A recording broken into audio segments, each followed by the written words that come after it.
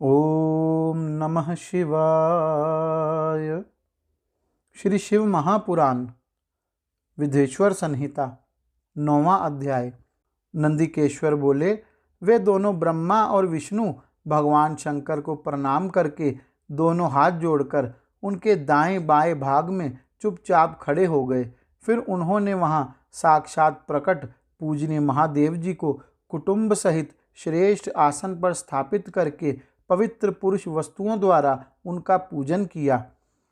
दीर्घकाल तक अविकृत भाव से सुस्थित रहने वाली वस्तुओं को पुरुष वस्तु कहते हैं और अल्पकाल तक ही टिकने वाली वस्तुएं प्राकृत वस्तु कहलाती हैं। इस तरह वस्तु के ये दो भेद जानने चाहिए।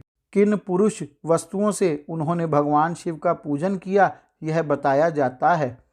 हार, नुपुर, केयूर, किरीट, मणिमय कुंडल, यज्ञोपवीत, उत्तरीय वस्त्र, पुरुषमाला, रेशमी वस्त्र, हार, मुद्रिका, पुष्प, तांबुल, कपूर, चंदन एवं अंगूर का अनुलेप, धूप, दीप, श्वेत छत्र, व्यजन, ध्वजा, चवर तथा अन्यान्य दिव्य उपहारों द्वारा उन दोनों ने अपने स्वामी महेश्वर का पूजन किया। जिन महेश्वर का वैभव वाणी और मन की पहुँच से परे था, जो केवल पशुपति परमात्मा के ही योग्य थे और जिन्हें पशु अर्थात बद्ध जीव नहीं पा सकते थे। हे सनत कुमार, स्वामी के योग्य जो जो उत्तम वस्तुएं थी, उन सभी वस्तुओं का भगवान शंकर ने भी प्रसन्नता पूर्वक यथोचित रूप से सभासदों के बीच वितरण कर दिया, जिससे यह श्रेष्ठ परंपरा बनी रहे कि प्राप्त पदार्थों का वितरण आश्रितों में करना चाहिए।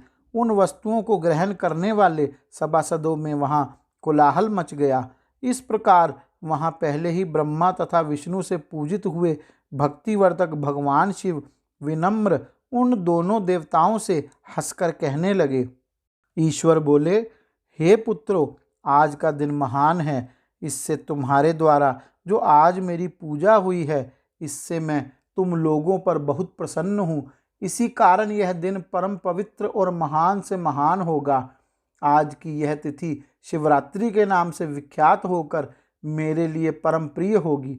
इस समय जो मेरे लिंग और वेर की पूजा करेगा, वह पुरुष जगत की सृष्टि और पालन आदि कार्य भी कर सकता है। जो शिवरात्रि को दिन रात निराहार एवं जितेंद्रिय रहकर अपनी शक्ति के अनुसार निष्कपट भाव से मेरी यथोचित पूजा करेगा, उसको मिलने वाले फल का वर्णन सुनो। 1 वर्ष तक निरंतर मेरी पूजा करने पर जो फल मिलता है, वह सारा फल केवल शिवरात्रि को मेरा पूजन करने से मनुष्य तत्काल प्राप्त कर लेता है। जैसे पूर्ण चंद्रमा का उदय समुद्र की वृद्धि का अवसर है, उसी प्रकार यह शिवरात्रि तिथि मेरे धर्म की वृद्धि का समय है। इस तिथि में मेरी स्थापना आदि का मंगलमय उत्सव होना चाहिए। हे वत्सो, पहले मैं जब ज्योतिर्मय स्तंभ रूप से प्रकट हुआ था, उस समय मार्ग शीर्ष मास में आर्द्रा नक्षत्र था।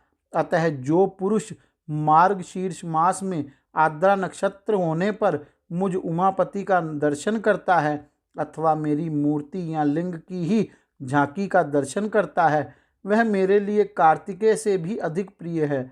उस शुभ दिन मेरे दर्शन मात्र से पूरा फल प्राप्त होता है। यदि दर्शन के साथ साथ मेरा पूजन भी किया जाए तो उसका अधिक फल प्राप्त होता है, जिसका वाणी द्वारा वर्णन नहीं हो सकता। इस रणभूमि में मैं लिंग रूप से प्रकट होकर बहुत बड़ा हो गया था। अतः उस लिंग के कारण यह भूतल लिंग स्थान के नाम से प्रसिद्ध हुआ। हे पुत्रों, जगत के लोग इसका दर्शन और पूजन कर सकें, इसके लिए यह अनादि और अनंत ज्योति स्तंभ अत्यंत छोटा हो जाएगा। यह लिंग सब प्रकार के भोगों को सुलभ कराने वाला और भोग तथा मोक्ष का एकमात्र साधन होगा। इसका दर्शन, स्पर्श तथा ध्यान प्राणियों को जन्म और मृत्यु से छुटकारा दिलाने वाला होगा। अग्नि के पहाड़ जैसा जो यह शिवलिंग यहाँ प्रकट हुआ है, इसके कारण यह स्थान अरुणाचल नाम से प्रसिद्ध होगा। यहाँ अनेक प्रकार के बड़े बड़े तीर्थ प्रकट होंगे। इस स्थान में निवास करने या मरने से जीवों का मोक्ष हो जाएगा।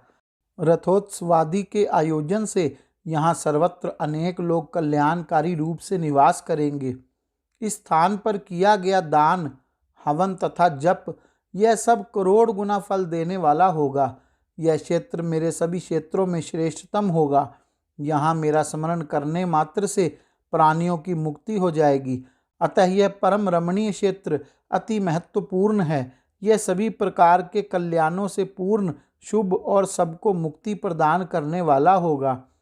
इस लिंग में मुझ लिंगेश्वर की अर्चना करके मनुष्य सालोक्य, सामीप्य, सारूप्य, सारिष्टि और सायुज्य, इन पांचों प्रकार की मुक्तियों का अधिकार प्राप्त कर लेगा। आप लोगों को भी शीघ्र ही सभी मनोवांछित फल प्राप्त होंगे।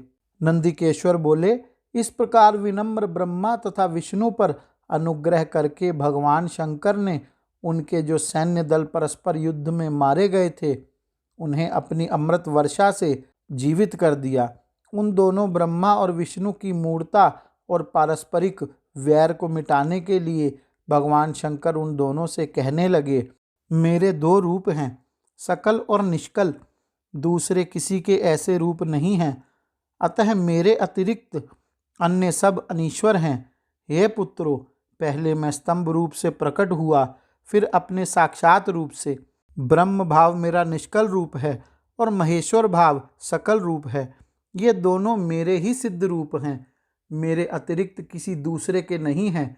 इस कारण तुम दोनों का अथवा अन्य किसी का भी ईश्वरत्व कभी नहीं है। अज्ञान के कारण तुम दोनों को जो इस ईश्वरत्व का आश्चर्यजनक अभिमान उत्पन्न हो गया था, उसे दूर करने के लिए ही मैं इस रणभूमि में प्रकट हुआ हूँ।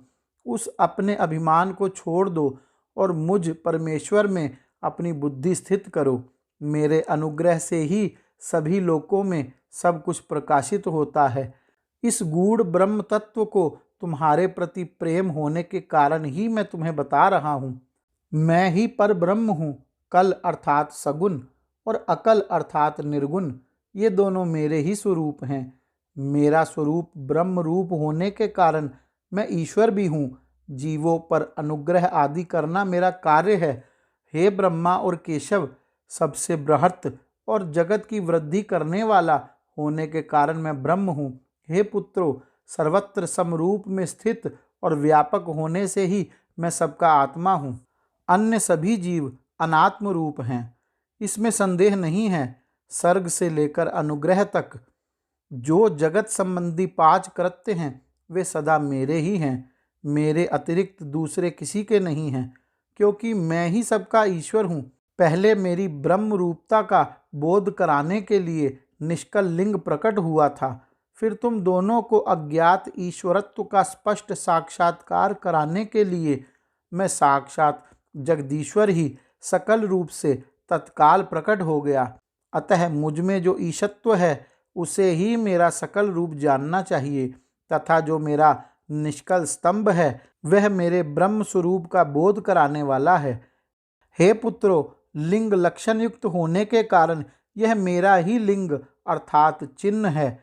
तुम दोनों को प्रतिदिन यहाँ रहकर इसका पूजन करना चाहिए। यह मेरा ही स्वरूप है और मेरे सामीप्य की प्राप्ति कराने वाला है।